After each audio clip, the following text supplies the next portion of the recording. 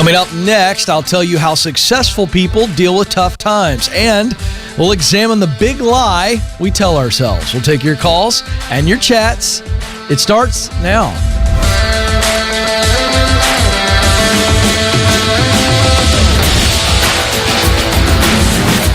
I am coming to you live from Ramsey Studios in Nashville, and you are joining a conversation about who you are, what you were created to do, where you want to do it, and how you can get there. It is, in fact, about you. It should be called The You Show. Maybe we should think about renaming that. No, that's getting rejected very quickly from the control room. We'll stick with the Ken Coleman Show. All right. But it is, in fact, all about you because you were created to fill a unique role. That means somebody out in the world needs you to show up and contribute through your work. That's why we're here, to help you get clear so you can get qualified, to help you get connected so that you can get started, to help you get promoted so that you can get the dream job, to give yourself away, to work like no one else. Life's too short to live for the weekend. You can enjoy your work, make enough money, and really live in significance. And we're going to help you figure out how to do that. 844-747-2577. 844-747-2577. Okay. How do successful people deal with tough times? I mean, if you think about it, there's a reason why people are successful. And we could talk for hours and hours and hours and identify all kinds of reasons and characteristics and actions that successful people take.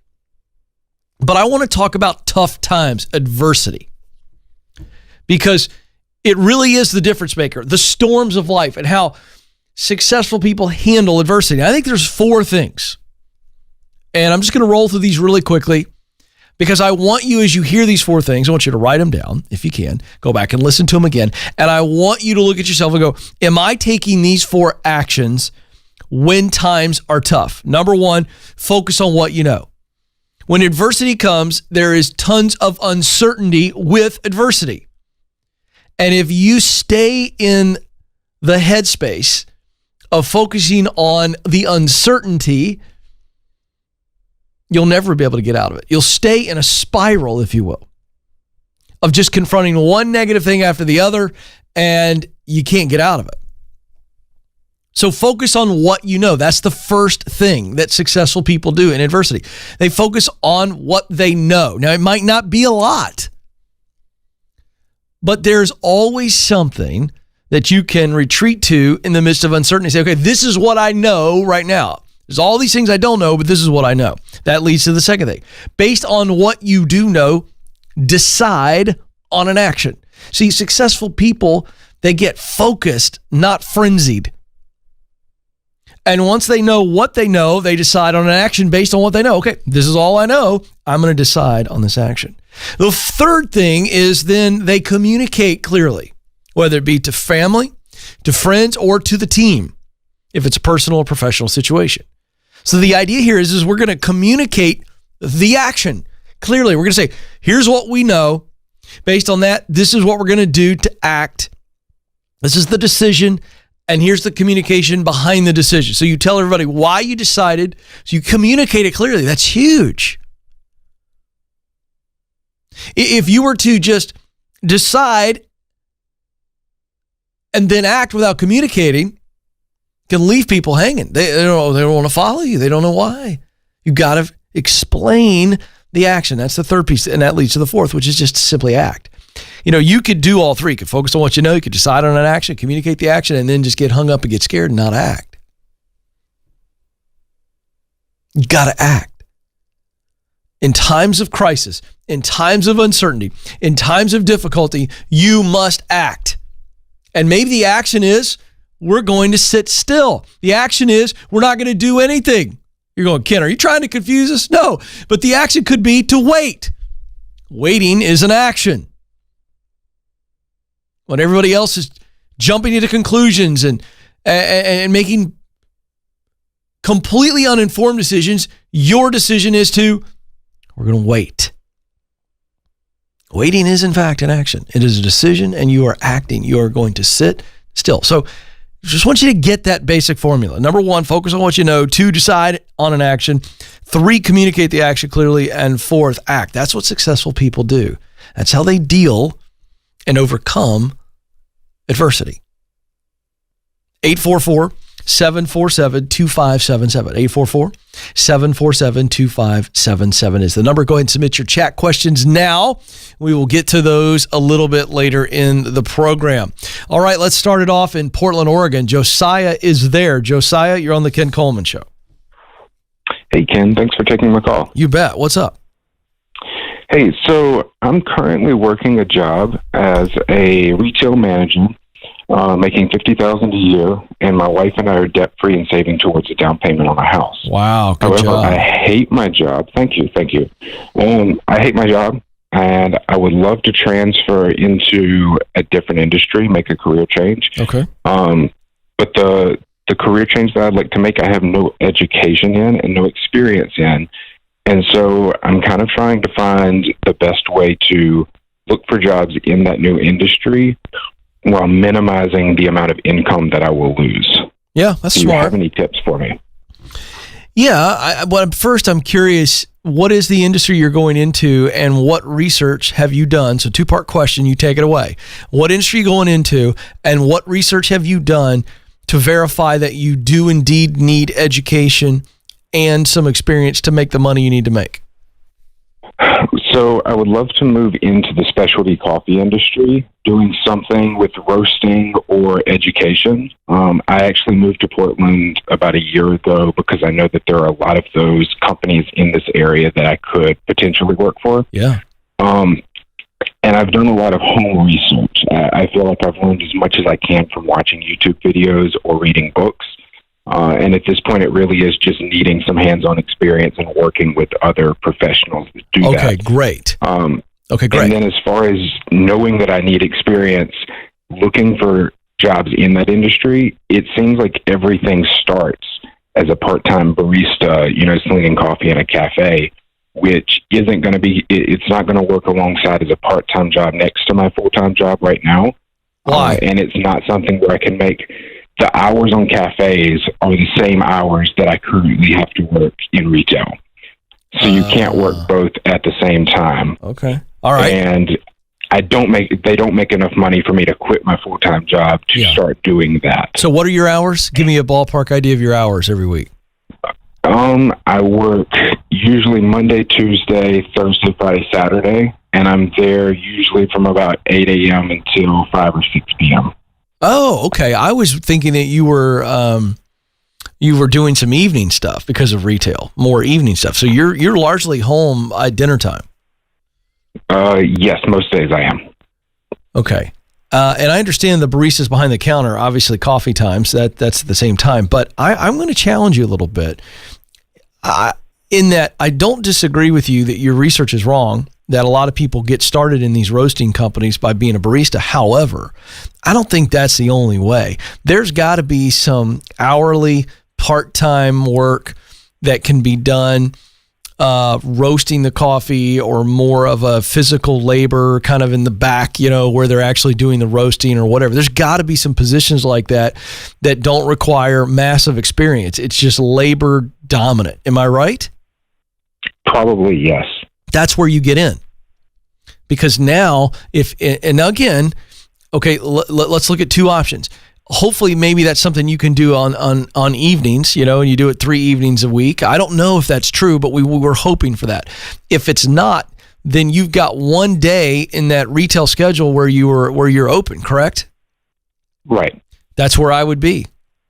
I'd be baristing that one day, or I'd be working in the back one day. So that's if there aren't any kind of evening hours for you. But that's how you're going to get in. It's like me doing broadcasting, dude. That's what I had to do. I had to show up, and I volunteered 3 days a week. 3 hours, 3 days a week. And that got me some great connections early on. But that's what I did. I walked in off the street to a radio station, and that's how I got in. And so that's a great way for you to get in, because you've got a full-time job, and I know you hate it, but you can hang out a little bit longer. But you making the connections after you get in at an entry-level position and they see, oh, this dude's a connoisseur. He's like Mr. Home Study. He's a novice expert in that he's doing his own research. The guy loves coffee. That's all he thinks about. He reads about it. He's in all this.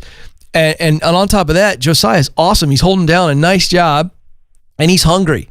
And if you do that by either volunteering or working 1 day a week or 15 hours a week or 20 hours a week, you get in. I'm telling you, that's where they start to go, oh. And the extra money is good for you anyway, because the extra money goes towards that down payment. And right now you're in a situation where you can work the extra hours. So that would be my path. And I'm telling you, Josiah, once you're in, you'll get the full-time gig. I don't know how long it's going to take, but you'll get it. Because once they see that you actually have a lot of knowledge, and then you get some just basic experience around the shop, there's no stopping you. Hello. Hey. You there? I am. I'm just taking it all in. Okay, you didn't fall asleep on me. Do we need to get you a shot of coffee, man? Maybe just a little bit. I know it's early in Portland. I mean, are you tracking with me? Do you see the path? I am, and I would love to try that. I did try to get some volunteer experience. I was furloughed for a few months due to COVID. Yeah. And I reached out to 20 or so coffee companies volunteering to come work for them while I was already, off the clock, not working. Right. But everything's kind of shut down. Everybody's kind of drawn into themselves right now because of the situation. So you're right. But that is great experience still going forward. Right. As things open back up. That I can't control. Right. I can't control Oregon and Portland and how safe they feel and how not safe they feel and how they shut down and how they don't shut down. I can't control that. Absolutely. So everything I just said will work, but it's with the giant asterisk of when they return to some sense of normalcy. But I'll also tell you this, you move to the coffee capital of the United States. And so there's got to be an opportunity there. And if it's not, it's because it's too saturated, then you have to start looking elsewhere. Start looking at other states, and some great coffee companies. And could you move? I mean, the dream is the dream. It doesn't matter where you do the dream to me. So I'd be thinking about that as well. 844-747-2577. Madison, Wisconsin is up next. Alex is there. Alex, you're on the Ken Coleman Show. Hey, Ken, thanks for taking my question. Yeah, man. I'll get right to it. I'm in a role right now that I don't hate. I'm not head over heels in love with it, and about 90% of my work is done with volunteers, and just often feel like I'm alone. So I'm in an application process now with another organization that I have a history with. I've advanced in the process, multiple interviews, conversations about some of the specifics, and I've measured it with what you talk about, talents, passion, and mission, as I continue to discern and advance. And so the question is, considering this switch just at a time amidst the economy, part of the new role would be a support raising role. I have to fundraise my salary for a family of 6. So that's really kind of the question. Like, am I foolish, or just what should I focus on in this discernment as I consider this role, transitioning from salary to a support raised salary? Well, before I answer that, is this a position that you would go to without even thinking twice about it if it had a salary as opposed to raising your own support? Yes, yeah. If it was the equal salary, it would be. You wouldn't even think twice about it? No. What's the role? It's a role that's advancing the mission into kind of a field they're exploring, where they had a lot of success in one area, and now they're trying to implement that into another kind of a new audience, but a real similar sort of, similar setting. Is there any track record where they've done this before in different areas and they're just saying, hey, we know this works, we got track record, we just need another able body who's fired up and on mission, and we're going to help get you started? Is there some track record? Yep, there's a very significant track record, and as they're exploring this new opportunity, they've taken steps in the last 3 to 5 years where it's been tested, but now they're ready to just hand the reins over to someone to run full speed ahead with it, which is something they haven't quite done. Is this a parachurch, or is it with a denomination? Is this a separate nonprofit? What is this? It's a nonprofit. And so, do they help you? Do they help you with raising support? Give you any support at all, or is it just you're on your own? Go for it. Yeah, initially, so my situation coming in with a family, they will provide a salary for a flexible timeline, allowing me to build up that support. How long? Support team. That's something to be determined with my supervisor. So the conversations we have right now, there hasn't been a dead set timeline, just that it will be flexible. I would not make something I need to define. Yeah, you have to define that. And number one, I don't think you've lost your mind. That was your question. Am I crazy? No, because I know you're not. Because you're going, man. This is a big step of faith. Mm-hmm. So let's call this what this is. So when I look at this, and I go, if you're jumping into this, I'm assuming that you feel that God is pressing you into this, and you feel really good, and you've spent time in prayer. You've used your own free will and common sense as well. Mm-hmm. And that's what I'm kind of addressing, is the common sense part. Mm-hmm. Okay. Mm-hmm. So I'm assuming that you're at that point and you're feeling the press, correct, to do this? Yeah. Okay. Yeah. So here's where faith comes in. All right. Mm-hmm. Now, I'm just giving you a quick little 60 seconds on faith, and then I'm going to talk about some practical things I think you need to do. Faith is two parts here. There's belief that God has brought this opportunity to you, belief that God will provide for you. Okay? Mm-hmm. Mm-hmm. The other side of faith is belief in yourself. Mm-hmm. So if you believe if the answer is yes to the first two things, that God has brought you this and led you to this, and that he's going to provide, then that needs to transfer. Your belief and faith in God should give you the confidence to then believe in yourself. Now, that's my 60 seconds on that. What are the practical things I think you need to do? If I were you, there are two things that I would have to get clarity on before I jumped into this and said yes. Number one, I want to know what the flexibility plan is. Mm-hmm. I want to know, is it, we'll do it for 3 months, with the, if you're not there, we'll definitely extend it to 6. I want to know definites. Flexibility makes me a little nervous. Okay.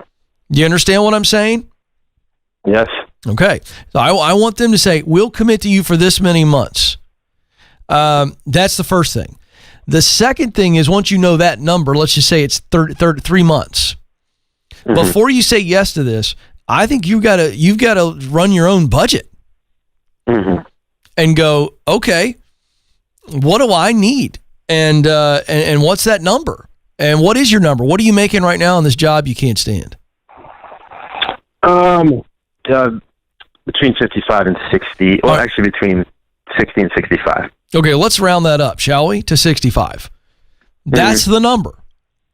Mm-hmm. Unless you can sacrifice and you can do some other things, and maybe the number's 50. I don't know, but you and your wife need to have the number. You got 6 kids, man. So what's our number to where we're not suffering? A little bit of sacrifice is fine, but not suffering. Because I don't think it's necessary for you to suffer in this particular situation. You can find this type of mission work in other places where you don't have to raise your own support. But I'm fine with you moving forward on this if you do this. And once you get that budget and that number, then you got to go talk to people. And you got to go, hey, I got to raise my own support. And I'm asking, would you commit to this prior to me starting? See, I don't like the idea of taking this gig and then go raise the support. I like the idea of going, you know what? I want to do this, but I want to make some initial things. And I want to get some support right out of the gate. Mm-hmm. That's what I would do. That makes sense. So there you go. That's just my version. That is not the only way to do it. That's the way I would do it if I had 6 kids and a wife. That's to me, that's the only way to do it. And then step into it so that you can focus on the work and then keep the support going. But we're in tough times right now in a, donor supported situation. That can be tough. Don't want to make any, kind of gloss over that and go, oh, well, you can go get people to support you. Well, you don't know that. I believe you can eventually. I just don't know how long that's going to take. Hey, folks, real quick, our newsletter is growing like crazy, and we send it out on Mondays. Every other Monday, we send out our email newsletter, and it's designed to encourage you with practical tips and advice, free tools and resources, and it's quick and easy. It'll get your head in the right space, give you something to do based on the messaging we give you. And I'm telling you, I'm so proud of it. It's like a Snickers bar. We're not trying to sell you a bunch of stuff and write a short novel. KenColeman.com, subscribe. KenColeman.com, subscribe. And if you don't like it, guess what? You can unsubscribe. It will not hurt my feelings because I'll never know. But it's a great free resource, so go get it. All right, to the chat room we go. Paul writes in, hey, Ken, I'm looking to start my own nutrition business. I love helping others achieve their health goals. But I'm having a hard time mapping out the right way to get started. Any advice? Yeah. I'm okay with you starting and then trying to figure it out, but I would prefer that you do more research. And again, I'm not on the phone with you, so I don't know how much you've done.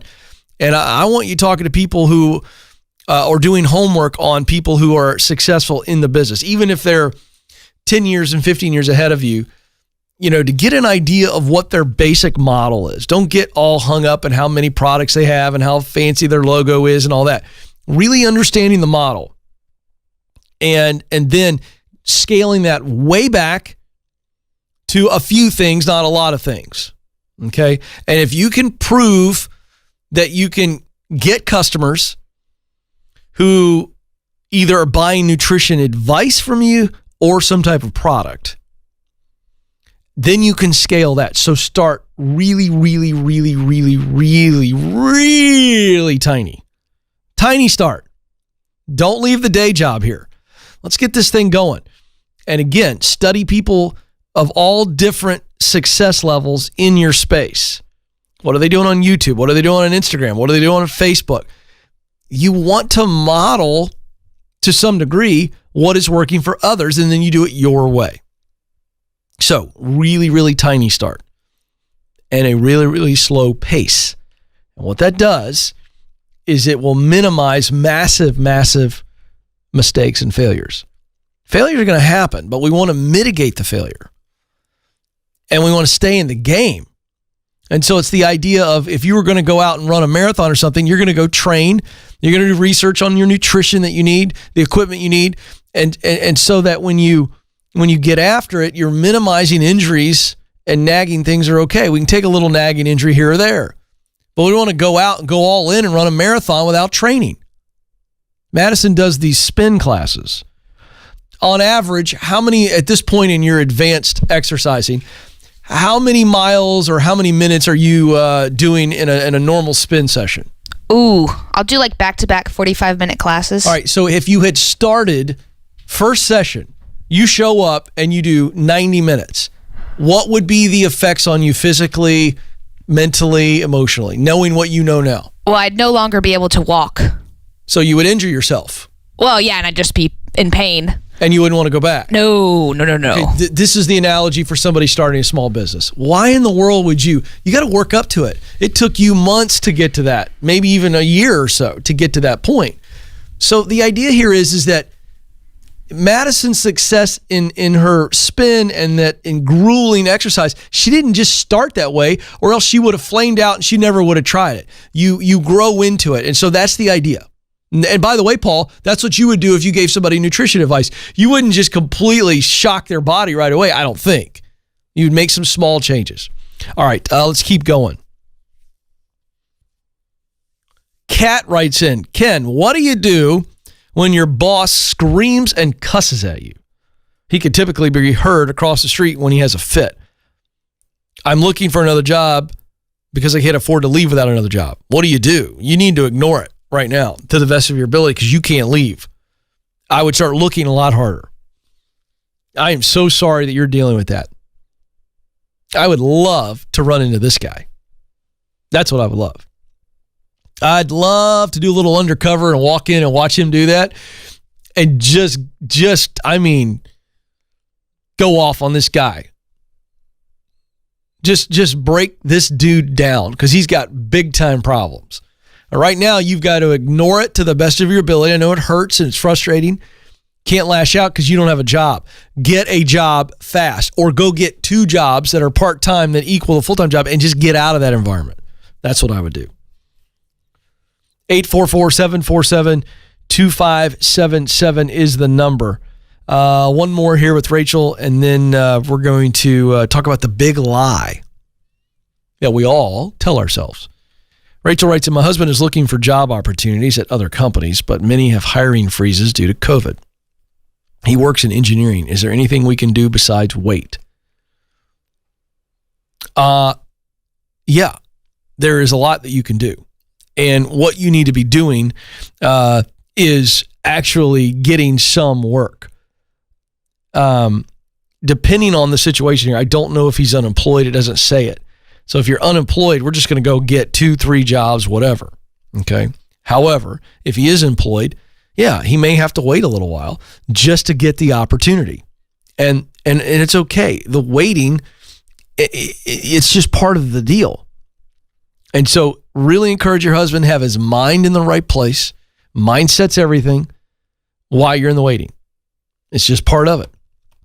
And a lot of people quit and they'll get discouraged because of the waiting, as opposed to realizing the waiting is part of the deal. So embrace it. I'm dealing with that right now. So Nathan, we just bought a house. And so we love this house. We're so excited about our house. We're adding a bedroom. We are doing some stuff in the front room, turning a formal dining room into a really nice library. We are finishing a room over the garage. And I got to tell you something. The vision was clear. I'm super excited about the vision, just like somebody would be about a career change or a job. And so we know what we've got to do, right? We got the quotes, we got the workers, we got the budget, we got all the things. And inevitably in any construction or renovation, it takes longer than planned. It just does. So I'm staring at some plastic in my house right now that's driving me bananas, Joe. I want the room to be done. I want the room to be nice, the way I've envisioned it, the way I've planned for it. I want all these things. But guess what? Waiting is part of the deal. So if I really want the room and I want to renovate the room, I've got to realize that in any renovation project, there's waiting. Hey, I just got done my Carmen Ghia, my classic 1972 Carmen Ghia. Took 7 months. I was dying. Still more work to do on the car. When we have a vision and we're excited about the vision, we got a plan for the vision, we've got some momentum. Understand that even with all of that, there will be times where we must wait. Waiting is part of the deal. All right, there you go. 844-747-2577. Joe, I don't know. Madison, I don't know if these folks have figured out yet that a lot of times when I'm sharing a thought and teaching on the show, I'm speaking to me. I just want you folks to know, I struggle with this stuff too. Okay? I hate waiting. We got big visions right now. Joe's got me, he's got me hooked up to some shock machine. If I tell you some of the stuff that our team is planning, he buzzes me and I'm rendered useless. I'm really looking forward to using it. Go ahead. I know you are. But Joe, you know what I'm talking about. We got some big things that we're excited about. But guess what? I got an email the other day. Hey, I know, sorry it's a little bit delayed, but we're doing some more research on this. And I know that everything in the email is good. It's good. And I read the email and I go, oh, I just want it to happen now. So folks, I get it. The waiting is not fun, but it's part of the deal. So go ahead and get comfortable with the fact that you're going to have to wait. And it makes the waiting a little bit easier. Not fun, but a little bit easier because you learn to expect it. All right. I am talking to myself, folks. Okay? Joe, what's the old phrase? What is good for the goose is good for the gander. Does anybody know what that means? Who's the gander? Have you ever heard that phrase, Madison? Isn't a gander like a lot of geese? I don't know. I think so. All right. Here's what we want to do. Makes sense to me. Here's what I want to do. This is fun. I'm going to teach right now about the biggest lie that we tell ourselves. All right? I want you, somebody in the control room, to look up that phrase, and I want to know what the gander or who the gander is. Because I love introducing these old phrases to young people, and I want to know. And if we can't figure it out, we'll tell them tomorrow. But somebody can tell me what the gander is. Whatever is good for the goose is good for the gander. I want to know. All right, here we go. Oh, boy, I'm having fun today. All right, so, oh boy, you want to talk about preaching to myself. Here we go. What's the big lie that we always tell ourselves? And I'm talking about we, the human race. There's just something in the human condition, and we lie to ourselves all the time. And this is the one lie that I think gets told the most, and I think it's the biggest culprit to holding our progress back. You ready for the lie? Here it is. If I had more time, I would do it. Ken, if I had more time, I would do it. I would be there. I would do it. Really? If you had more time. How many? Come on.